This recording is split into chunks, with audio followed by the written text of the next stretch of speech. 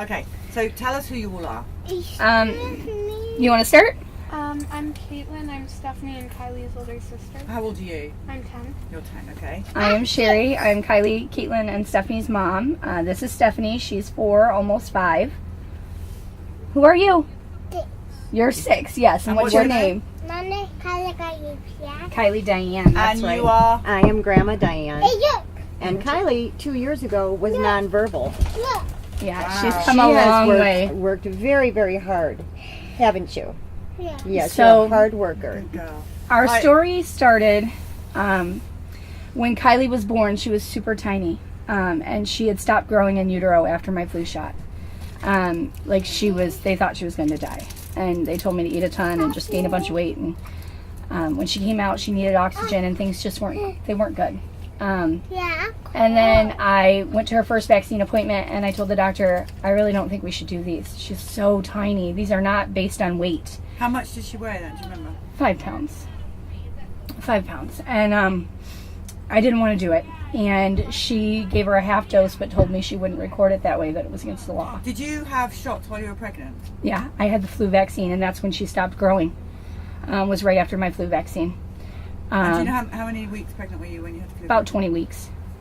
It's just absolutely not okay to do that. I can't even, I was 20 weeks pregnant. And then when, I didn't want to get her flu shot that year after Kylie was born, and the doctor said, well, if Katie gets the flu, Kylie could die.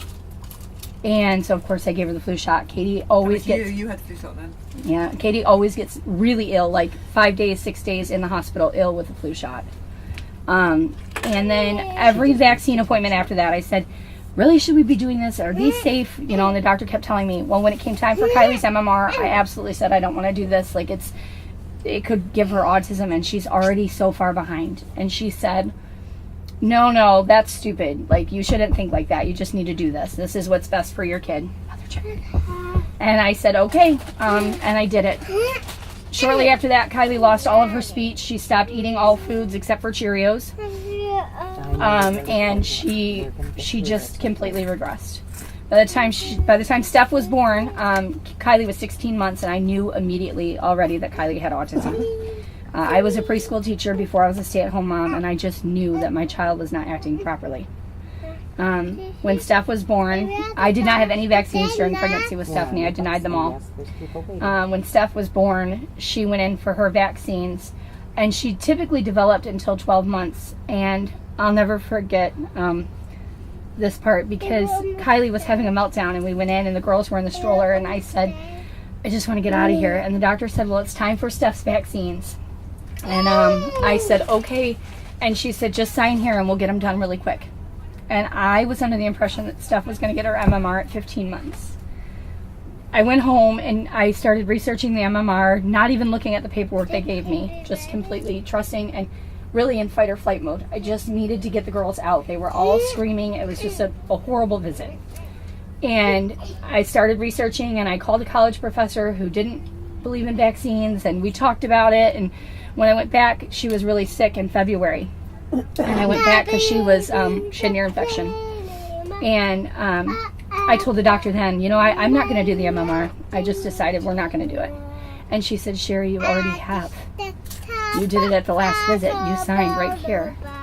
And I just was in tears because Steph, she was 12 months. She was 12 months and 4 days on the day of her MMR. And by the time I took her back 3 weeks later, she was already regressing. Was that the only vaccine she had that day? Oh no, she had 3. She had the Hep A, the Hib. No, the Hib came later. It was the Hep A, the vaccine, the varicella. Chickenpox. Yeah, the chickenpox vaccine, and MMR that day. And then when I took her back in February, then she ended up having a really bad reaction to the amoxicillin, and she got really sick.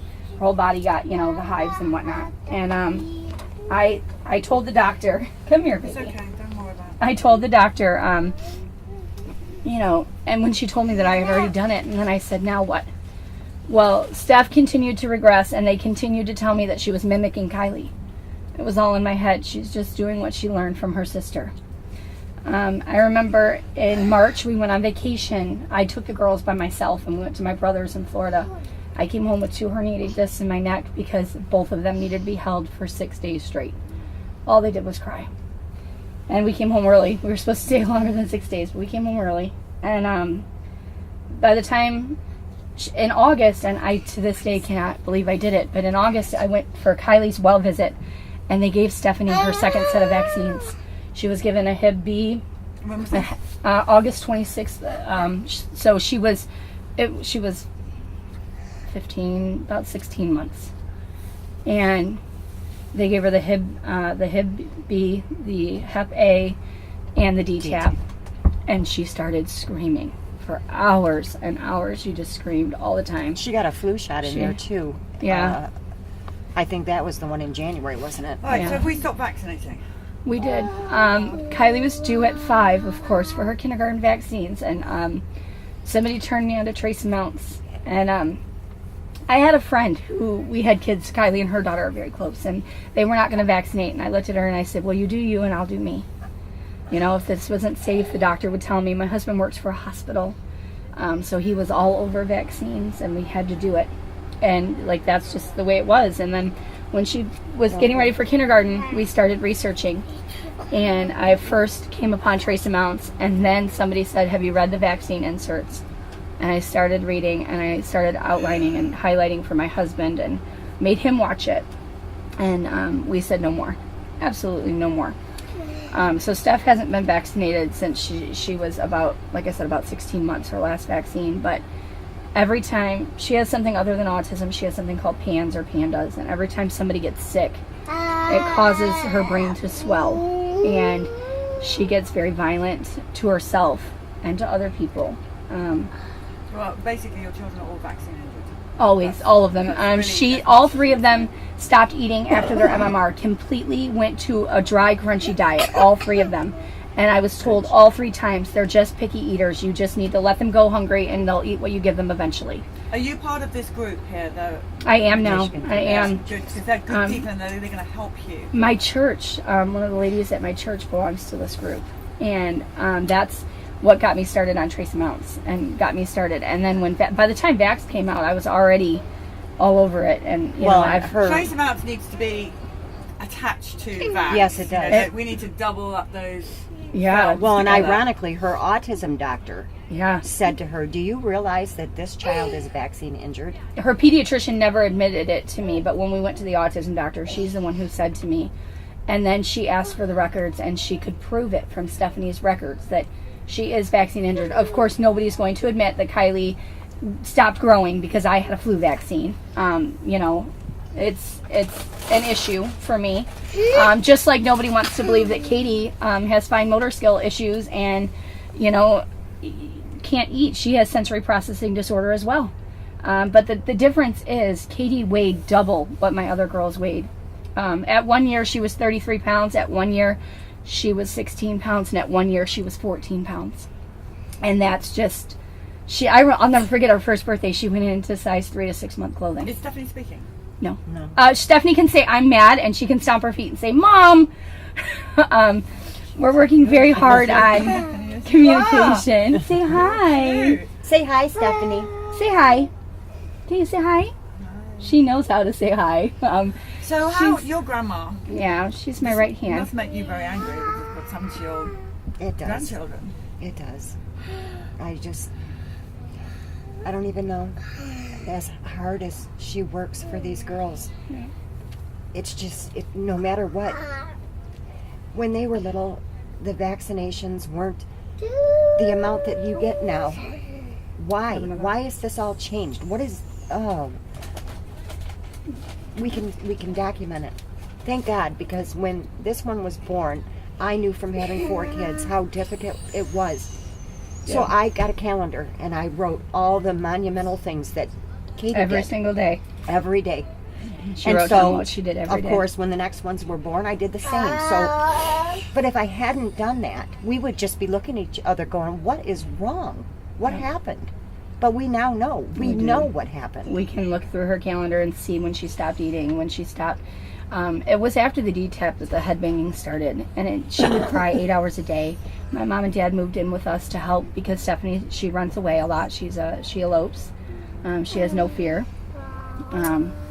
We're gonna keep you safe, girl. So yeah, and the alarms make her run quicker, so we can't put the alarms on the doors. It's been a tough run.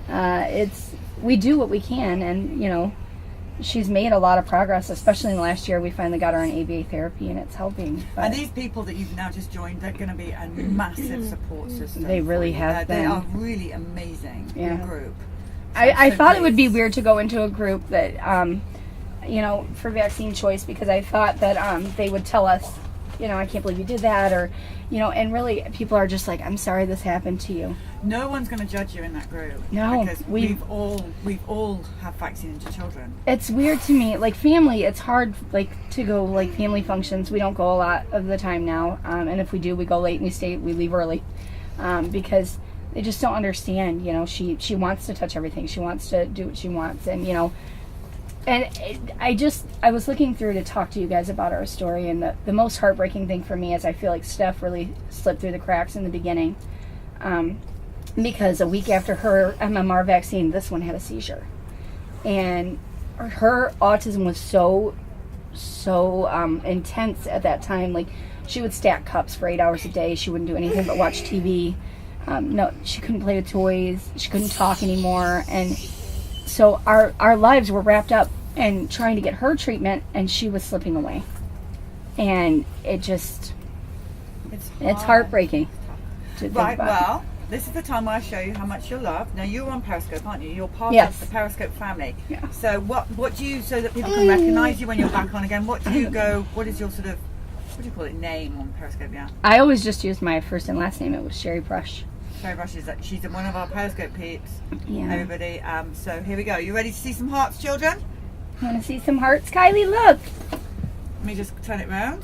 Oh, my goodness. Look at it. Can you see? Wow, look at that. Look at it, Kylie. They're showing you some love.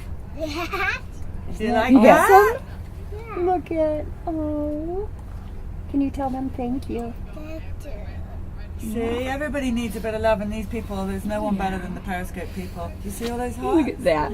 That's for you all. Look at that! Wow. That's so cool. Look, Kai. Thank you, Isn't that guys. amazing? Thank Stephanie, you. look. Everyone needs love. Yes. You like purple. Yeah, well, thank you guys. All right, they're still coming in, so you may want to check those out later. Wow. But thank you so much. Now, have Thank you signed you. the bus? I have not signed the bus yet. Right. We Should want we to go sign the bus. and see what number we're on? Let's do it. And I'm just relieved that you're in this group now. I can't tell you how happy that makes me. Me too. Because You know, these it, people are gonna it love wasn't you. until we saw Vaxxed and you guys asked the people in the theater to stand up who had vaccine injured that we understood that we weren't alone. I cried for hours after watching that, and then watching you guys on Periscope Live and every night having people stand up. You know, doctors are really good at making you believe that you're crazy. And it's so good to have a family, even though it sucks that we're all doing the same. Well, we all have vaccine injured children, you know, but it helped me heal. Really. It helped me grow and helped me learn that we need to tell people. So that's what we do. We tell people now. I can hear Oh, how Mama, brave what are you you doing? are in your voice. I can hear your pain. I know deep in there's some serious pain. Oh yeah. And you just, I mean, being so brave. But you kind of need to let it out too. At some yeah. point, you need Oh, yeah. to howl it out.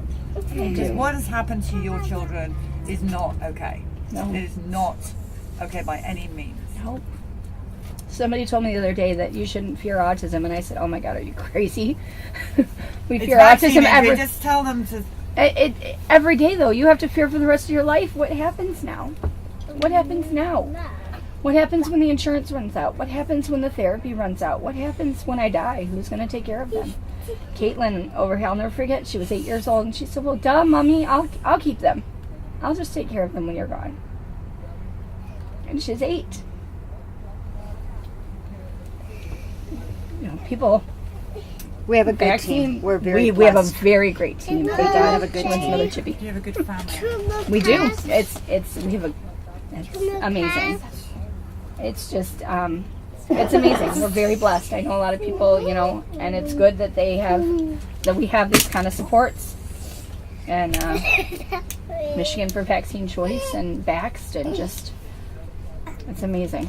it's nice to be able to take them someplace and nobody looks funny or, you know, asks you stupid questions.